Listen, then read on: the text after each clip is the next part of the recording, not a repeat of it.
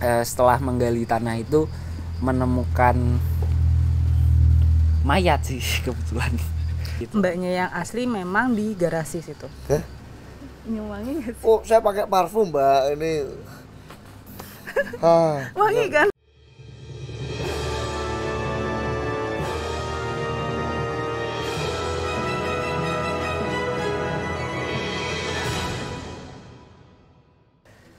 Pemirsa, kembali lagi di Bukan Talk Show. Biasa.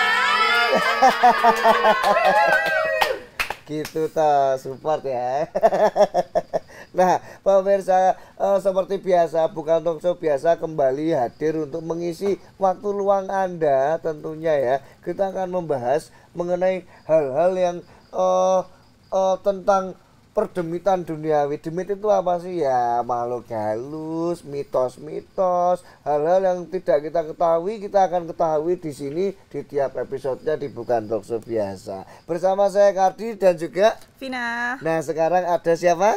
Bima. Mas Bima akan menemani kita berdua nih untuk ngobrol-ngobrol tentang apa sih? Wah, kalau sudah lihat judulnya pasti sudah tahu. Ini kita akan mengobrol tentang pengalaman yang pernah dialami oleh Mas Bima. Pengalamannya itu seperti apa? Saya juga penasaran, pengen tahu Mbak Bima. Ya, Mbak Bima, Mbak Vina pengen tahu. Pengen Mas Vin. Pengen apa? Pengen tahu. Pengen tahu.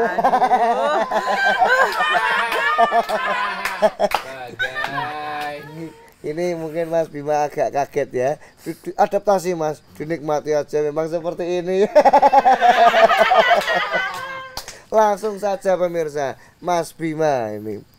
Apa kabar Mas? Sehat. Sehat baik, ya. baik. Kayak anu ya, acara-acara talk show kan gitu awalnya ya. Lumayan. Apa kabar dulu gitu ya. Lumayan. Lumayan. Mas Bima, ini tertarik bergabung di Bukan Talk Show biasa. Sebenarnya pengalamannya itu seperti apa sih Mas Bima? Dulu kan saya mengelola sebuah coffee shop. Sebuah coffee shop. Dan kebetulan coffee shopnya terletak di rumah saya sendiri. Oke. Nah, di rumah itu lumayan lah ya. Lumayan. Omset coffee shopnya lumayan. Omsetnya pemirsa, Oh. omsetnya ini sudah tak pikir lumayan. Oh, sopo sing watuk. Oke, next. Jadi Mas Bima ini mengelola sebuah coffee shop di rumahnya sendiri. Yang mana lumayan tadi ya. Iya. Omsetnya. Nah, karena dibikin coffee shop akhirnya kan beberapa ruang dialihfungsikan. Betul. Yang awalnya kamar saya jadinya jadi kantor. Jadi kantor untuk back office-nya coffee shop. Nah, dulu waktu masih jadi kamar itu ya otomatis saya tidur situ dong. Nah, habis itu kamar saya itu terletak di atas, bukan atas persis, tapi ini kamar nih. Sebelah sini garasi. Nah, karena rumahnya tinggi, jadinya kalau masuk ke garasi itu kayak turun ke bawah tanah. Nah, kalau seringnya sih biasanya kalau saya kan kebetulan memang suka tidur pagi ya, jam 4, jam setengah 5 mungkin. Nah, biasanya kalau jam 2 pagi gitu, karena jendelanya selalu kebuka, jendelanya itu kebetulan menghadap ke tangga yang turun itu. Yang tangga mau yang turun ke garasi. Ya, betul. Nah, karena saya kan ngerokok di kamar, jadi kan butuh sirkulasi ya. Nah, tapi bukan kalau jam 2 pagi itu, jam 1, jam 2 lah, itu tuh bukan sirkulasi yang saya dapatkan. Tapi bau darah gitu. Amis berarti. Ya, anyir sih sebenarnya. Bau darah pemirsa. Ini ya, kayak gitu sih. Aduh. Nah, karena memang konon katanya rumah itu kan memang dibangun tahun 75. Kebetulan itu memang rumah keluarga, jadi memang sudah beranak pinak di rumah itu. Waktu awal-awal di rumah itu memang garasi itu tuh menyimpan cerita tersendiri gitu. Ceritanya. Gitu. Nah, ini kita harus dengarkan ini. Gimana nih Mas Bima? Ceritanya apa sih Mas Bima di garasi itu? Jadi kan garasi itu awal-awal tinggal di situ kan rumah itu dibangun secara bertahap. Jadi garasi itu awalnya masih tanah, masih belum diplester gitu. Masih tanah biasa. Masih tanah biasa. Nah, setahun pertama tinggal di situ, yang cowok itu yang kakung ya sebenarnya. Yang kakung itu mimpi 1 minggu itu mimpi hal yang sama terus-terusan. Mimpi hal yang sama, ada orang yang minta tolong di garasi itu. Nah, kebetulan karena mungkin risih dengan mimpi yang sama terus-menerus, akhirnya yang kakung dan tukang kebunnya menggali tanah itu yang karena kan ya menggali tanah yang di garasi itu karena kebetulan memang belum diplester kan waktu itu. Nah, terus setelah menggali tanah itu menemukan mayat sih kebetulan. Bukan tulang lagi, tapi mayat jenazah. Saya kurang tahu persisnya udah tulang atau masih ada dagingnya ya karena waktu itu kan saya belum lahir. Dapat cerita. Ya, dapat ceritanya gitu. Jadi entah dalam bentuk apapun. Nah, terus akhirnya dipindahkan si jasadnya itu. Nah, kebetulan karena rumah itu memang dalam proses pembangunan, rumah itu belum punya tandon air. Nah, karena udah terlanjur dalam galiannya kan sayang tuh kalau dibiarin atau dikembalikan lagi, akhirnya dibikinlah tandon air. Dibikin tandon air. Sampai sekarang. Jadi memang tandon air di rumah yang sekaligus coffee shop itu memang berawal dari galian itu. Benar, tuh. Ya pemirsa ya, tidak terbayangkan oleh saya sesungguhnya. Ini seperti apa ya? Jadi baru saja kita menemukan sosok itu yang mengerikan ya. Buat saya itu mengerikan ya. Terus jadi tandon air, tapi udah dibersihin loh ya. Sudah dipindah. Ya sesuai tandon, sesuai SOP-nya. SOP pembuatan tandon. Karena tandonnya di situ, otomatis kan pipa PDAM di situ tuh. Betul. Nah, itu kan otomatis meteran juga deket situ. Jadi kalau mas-mas PDAM ngecek itu harus turun ke garasi itu. Nah, di rumah itu udah ganti mas PDAM itu kayak berkali-kali karena kalau di situ kebetulan kalau nongol penampakannya itu nggak bisa lihat jam, Mas, Mbak. Nggak bisa lihat jam. Nah, jadi nggak peduli jam kapanpun, 11 malam, jam 2 malam, jam 7 pagi, jam 8 pagi. Pokoknya nggak nentu lah ya. Sesuka-sukanya dia. Pemirsa bayangkan kalau tukang PDAM, mas-mas PDAM-nya tuh datang jam 11 malam. Mungkin itu malah yang penampakan mas-mas PDAM-nya itu. Ini enggak lucu, ini serem. Dan pernah nggak mas-mas PDAM itu terus cerita ke Mas Bima atau ke siapa yang lagi ada di coffee shop itu mungkin, Mas, kan, saya baru lihat ini gitu misalnya. Jadi waktu itu kan mas-mas PDAM itu biasanya datang jam 9, jam 10 pagi. Nah, karena masnya biasanya itu tuh lama tuh orang itu. Anggap aja Mas Joko kali ya. Mas Joko. Si Mas Joko itu lama tuh. Bolak-balik ke rumah itu mungkin udah setahun terakhir. Nah, waktu itu karena sudah sering jadi udah akrab sama asisten rumah tangga kan. Udah kenal kan. Udah kenal. Nah, waktu itu memang ada 2 asisten rumah tangga di rumah itu. Nah, waktu masnya turun, waktu ngecek meterannya itu tiba-tiba di belakang masnya ada mbak-mbak. Dipikirnya adalah asisten rumah tangga mbaknya. Ya, tapi waktu dipanggil kok diem.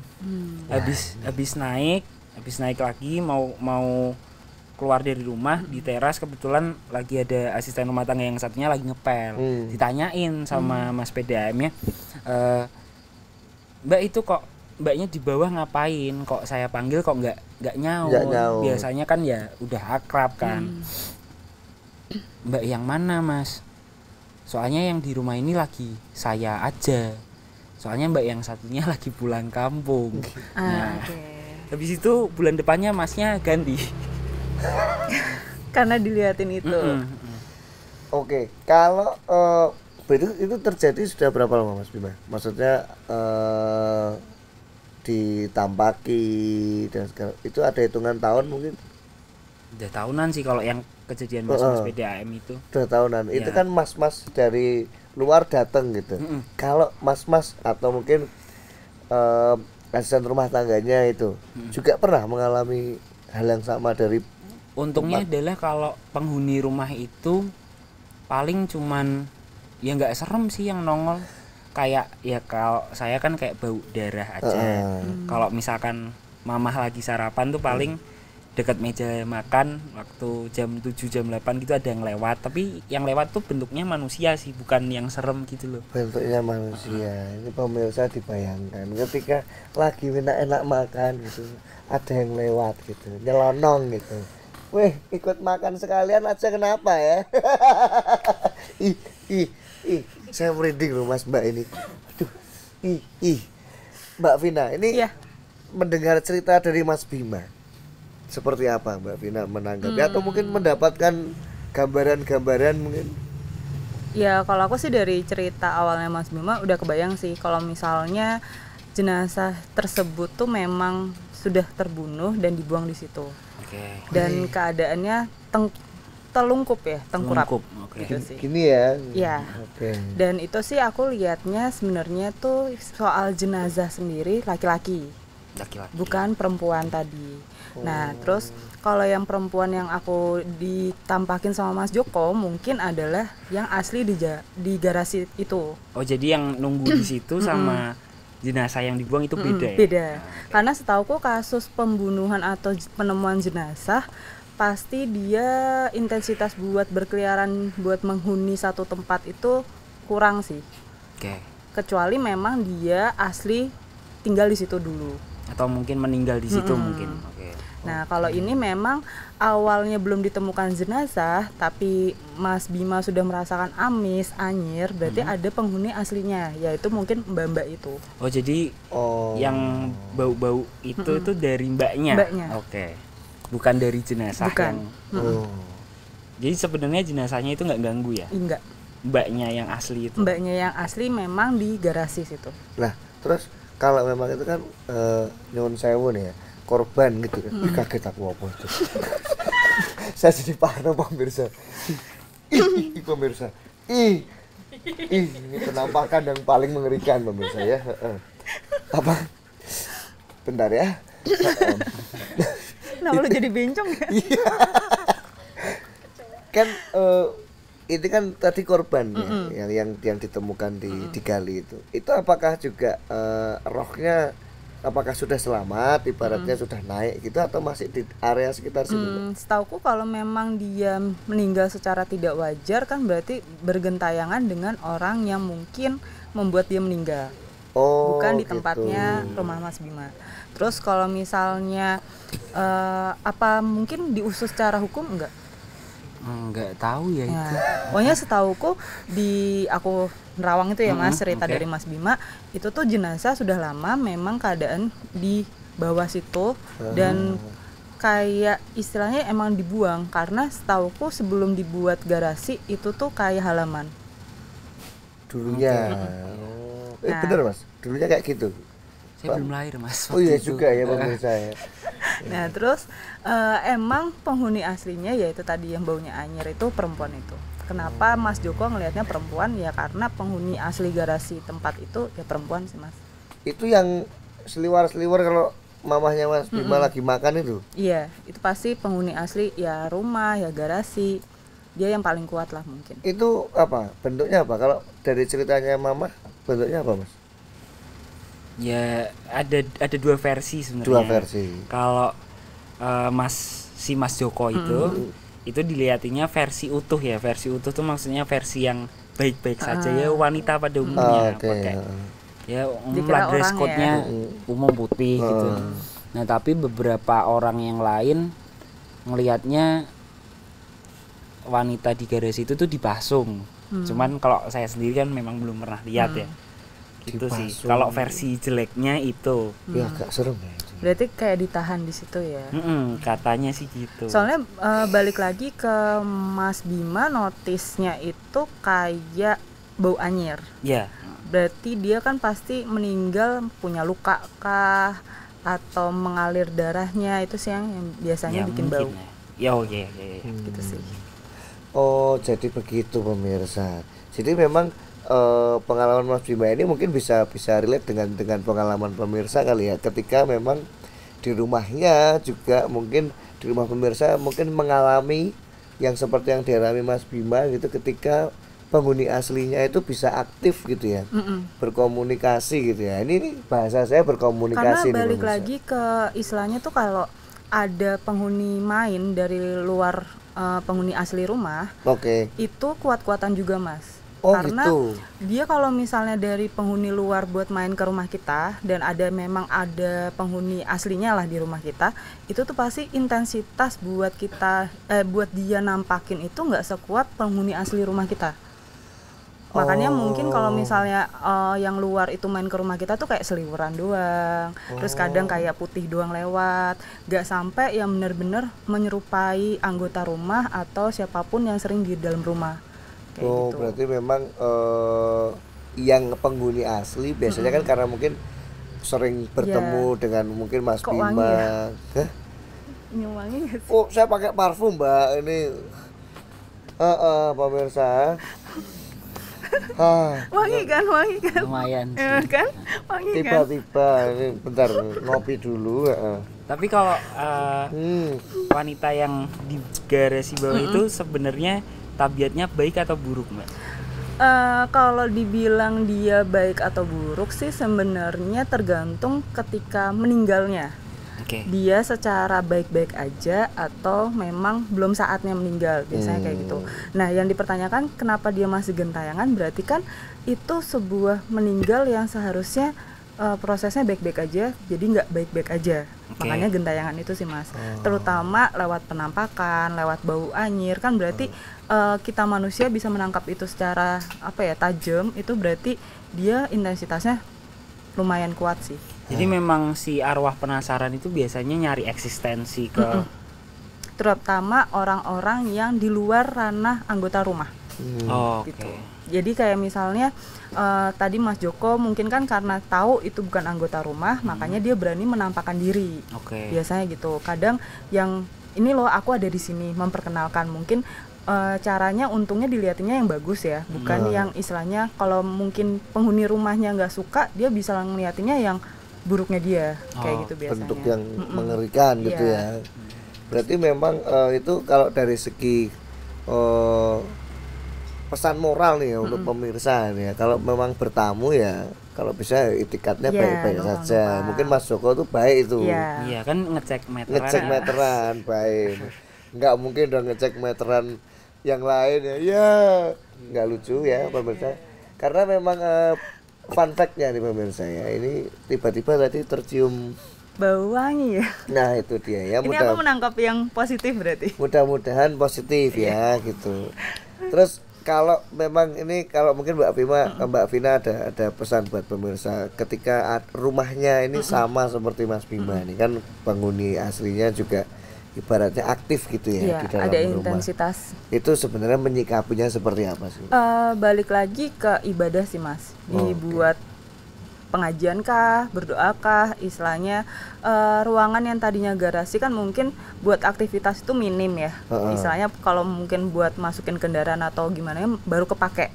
Nah, tapi selebihnya kalau aku sih percaya namanya pengajian kan mungkin lebih kayak berdoa bareng-bareng banyak, terus suaranya sampai sekeliling rumah itu bisa melindungi.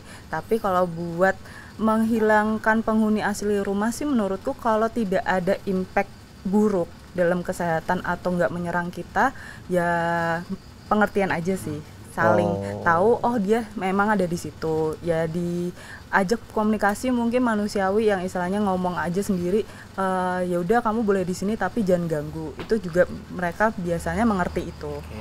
Gitu bisa ya? Bisa. Ngomong gitu ya? Sebenarnya gitu. Gitu bisa ya pemirsa. Karena balik lagi ketika setan atau penghuni rumah kita mengganggu kita yang anggota rumah, berarti ada kesalahan di kita sendiri. Jadi gak mungkin yang namanya makhluk halus punya intensitas yang kuat itu mengganggu manusia kalau kita gak punya salah. Salahnya tuh gimana Mbak? Misalnya kayak rumah yang tadinya dia tinggali itu tenang, terus ketika kita yang pindah di dalam rumah itu dibikin rame banget sampai dia keganggu, atau rumah itu dibikin apa jadi dia ngerasa mungkin nggak terima. Nah kayak gitu tuh bisa kayak minimal dia bisa mecahin barang, bisa ada yang seperti itu. Kuat banget tuh Mbak. Iya. Ini masih terasa ini ya. Atau Mas Bima ini jangan-jangan membawa sesuatu ya Mbak. Di jalan mungkin nggak ada ya Mbak. Mbaknya ya? Nggak ada ya Mbak. Mbaknya nggak ikut ini ya, nggak ikut ya. Nah aman Mas Bima. Kalau Mas saya nggak dari rumah ya. Saya tidur sini dari kemarin. Mas Bima mungkin ada yang mau disampaikan ke pemirsa juga ini terkait dengan mungkin pengalaman yang sama juga gitu. Yang selama ini Mas Bima praktekkan mungkin aman-aman aja ya berarti ya selama ini. Ya karena mungkin dari sayanya ya, kalau dari saya itu memang saya nggak terlalu concern sama gangguan-gangguan gitu, karena kalau menurut saya ya memang kalau harus berdampingan ya berdampingan, selama nggak mengganggu ya nggak masalah. Tapi kalau kasusnya kayak bau-bau kayak tadi, itu biasanya saya teriak dari jendela sih Mas. Oh gitu. Gimana itu teriaknya Mas? Biasanya saya pisui ya. Kalau saya gitu biasanya, saya tuh nggak nantang, cuman kalau yang ganggu ya saya jengkel kan. Betul, kesel betul. ya. Kayak gitu sih kalau saya. Jadi nggak ya udah santai aja sih kalau buat yang kalian mungkin di rumah betul gangguan gitu, cuman ya nggak usah nantang, ya udah biasa aja lah. Anggap aja temen gitu nggak sih. Jadi memang penerimaannya juga masing-masing ya, Mbak Vina, Mas Bima juga ya. Kalau ada kayak gitu ya, kalau memang tidak mengganggu ya tidak apa-apa itu. Tapi kalau memang sampai kadang-kadang suka ikut nonton TV bareng gitu, terganggu, ikutan nyanyi ya ikutan nyanyi, tapi itu kan sebenarnya nggak ganggu ya, cuman mungkin agak iseng ya, bikin gitu ya.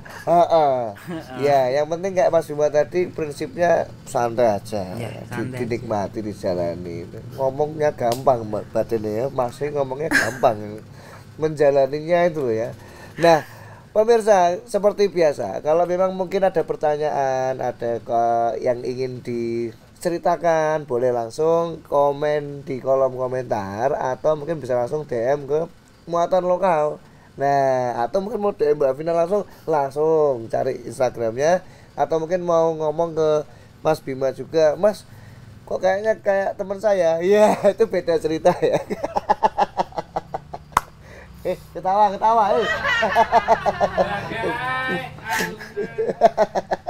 Nah pemirsa, terima kasih ya Mas Bima ya. Sama-sama Mbak Vina ya. Ini Bima Vina ini agak sama gitu loh, jadinya kayak Vima jadinya gitu loh ya. Maaf.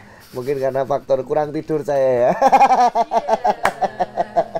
Nah pemirsa, jangan lupa like, share, dan subscribe tentunya konten-konten di Muatan Lokal, apalagi BTB ya, bukan episode biasa. Kita ketemu di episode berikutnya, masih bersama saya Kardi, Mbak Vina, dan mungkin episode berikutnya ada Mas Bima lagi. Nah tetap di Bukan Talk Show Biasa.